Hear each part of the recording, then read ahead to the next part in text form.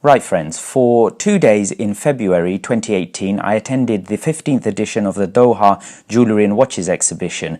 It was really showcasing the medium to the ultra high-end exclusive jewellery and watch designers and manufacturers. But what was really refreshing this year was the range and breadth of the independent watch manufacturers and jewellers that were on show. I was very lucky with my media pass to gain access to brands such as Bell & Ross, Grubel Fosse, Alanger & Zerner and Jacob & Co. And what was really nice was how I was chaperoned by the local Qatari agents and retailers such as the Al Majid and the Blue Salon Abu Isa Group. And in particular, a gentleman by the name of Hamdi Abdullah, who arranged for me to interview at depth Mr. Maximilian Busser of MB&F and Friends. Okay, so I'm joined here by Mr. Maximilian Busser.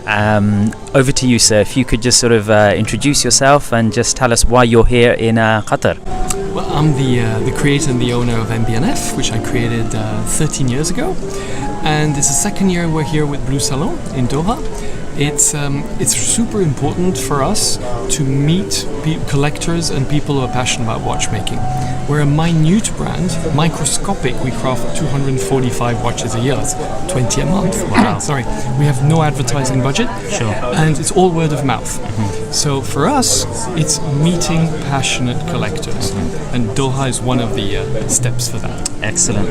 And I'd really like to touch on, because obviously there is a lot of technical pieces here, but I really wanted to sort of focus, and I think it would be really interesting for the Qatari people as well, just to know a little bit more about yourself, where you grew up, you know, where your passions lie, and those passions, how they sort of manifest themselves within the creations that you have here in front of us.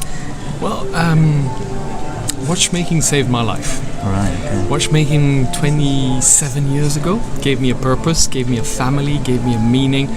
I came out of engineering university and fell into watchmaking when watchmaking was dead.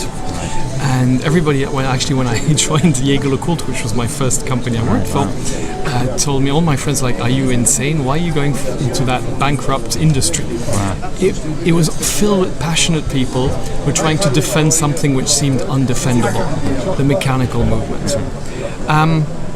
14 years of creating 4 other brands, and at some point I decided I needed to create for myself. Sure. MB&F is a life decision. Mm-hmm. It's not a business decision. Mm-hmm. It's intimately linked to me. I often say it's my psychotherapy, and you're going to understand when you see it. Sure. I was an only child, a very lonely child, mm-hmm. who had an incredibly developed imaginary life. It was my way of surviving because I had virtually no friends. Mm-hmm. I was the guy who didn't fit in. Mm-hmm. I was the geek. Mm-hmm.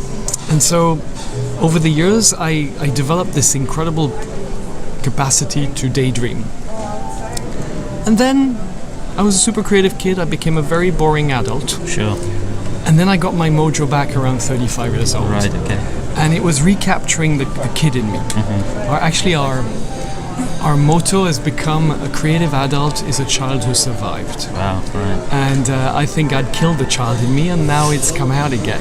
So, what you see in front of us today, mm-hmm. I was a superhero, a full-time superhero when I was a kid. I was Luke Skywalker, I was Han Solo, I was Captain Kirk. Excellent. And therefore, this is a space pirate. Mm-hmm. This is actually, it's inspired by the spaceship of Captain Future, which was a comic I used to see when I was a kid. Mm-hmm. And you've got this incredible engine, which is a flying tourbillon at the center, mm-hmm. which is sending the information to the domes, these cockpits, which are the hours and minutes. Mm-hmm. And at the back, you've got the speed regulating spheres, mm-hmm. which are actually going to regulate mm-hmm. when you're wearing the piece. Mm-hmm. 476 components, 4 years of development. Wow. But at the end of the day, it's a childhood dream. Sure. The second childhood dream I had, I was always dreaming of being a car designer. Right, okay. From the age of 4 to the age of 18. That's really interesting. Sketching cars. Sure. And I fell into watchmaking instead. Sure. But I didn't forget. This is called the Can-Am. Mm-hmm. It's a tribute to those crazy drivers in the mid-60s, which were driving the Canadian-American Car Championship. And the only thing which was actually protecting them from when they had an accident was their roll bars. So here you've got these incredible titanium roll bars, which are machined out of a ingot of titanium and hand polished, which are protecting the engine bay. And look at the engine bay here. You're actually seeing the engine winding up while you're wearing it. Now that's the engine. Where's the cockpit? The cockpit is here, and you've got a heads-up display with the hours and minutes, which is actually an optical illusion. And then most people look at it and say, oh yeah, I can see the hours and minutes, but I'm telling them what you're seeing is not real, because actually the movement is flat and you've got discs underneath which are being transferred the information vertically with sapphire prism mirrors. And of course behind you've got the oil sumps, like it's engineered like a car. This is where we lubricate the movement, exactly like the engine of a car. And I suppose that little detail is reminiscent of the rear of some sort of Italian sports cars, if you like, where you see. And it's actually what you see on the sumps of all the engines. Now, this is exactly how we work. I imagine something, we design it, and then we have to go into engineering. The engineering is 2 to 3 years to try and finalize this design into something which actually can work. Another example, which is actually not from my childhood, was actually from a holiday I took with my wife 6 years ago, is the aquapod. We went to the sea. I see my wife running into the sea, and then I see her running out of the sea, and I'm wondering what's happening here. It was full of jellyfish. This is the first ever mechanical jellyfish. You've got under a dome of sapphire the engine, which is basically the brain, and then underneath you've got the tentacles, which are actually, let's do it that way. It's completely wound up, so you don't actually see it. The tentacles are actually winding up the movement. All of this is also a diving watch. You've got the crowns, but you've also got a turning diving bezel, which is a bit like a mystery. How does it actually turn around? Now, how do you read the time on something like this? It's 7:46. 6:46, 6:50, etc., etc. The hours and minutes are turning on these spherical parts, which are turning on ball bearings. So that's just one amongst many of the ideas we have to transform into reality. And you touched on car design, and you touched on how that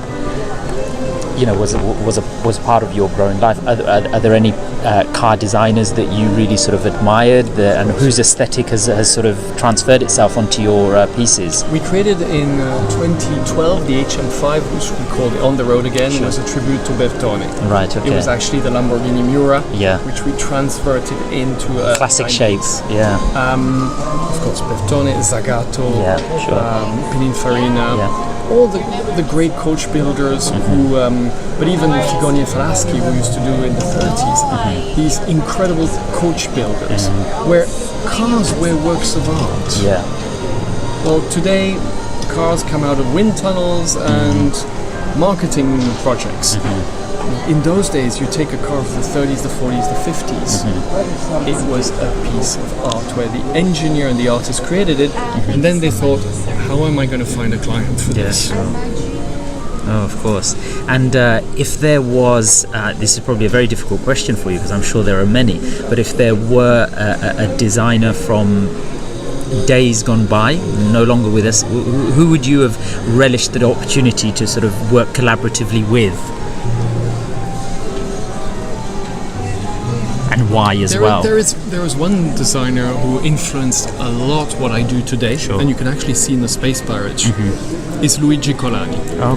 Luigi Colani is the Italian designer, but based in Germany, who basically created bio-design in the early 70s. When everything was wedge design, he did something which was anatomic, biomorphic, and when you look at his designs from the early 70s, you're blown away how they look completely contemporary and even modern for today. So you can imagine 50 years ago.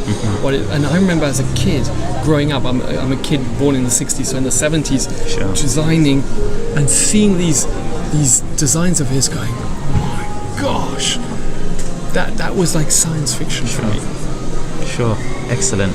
Well, Mr. Busser, it's been a real pleasure to sort of meet you. We sort of welcome you to Qatar, and we hope that we'll see you again over the coming years. And it's really nice to, obviously, you have a lot of the brands that we all know of. So it's really refreshing to see a brand that is really pushing the boundaries of mechanical engineering and to a greater extent art. So and I think that's fantastic for the region, and I hope that it sort of educates us more within this region, and long may you flourish within it.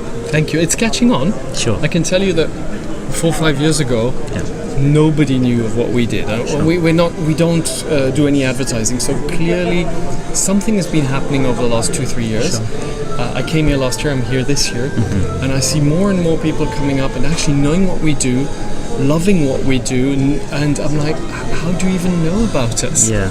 And you can see that, and I have to say, social media has helped us a lot. Sure.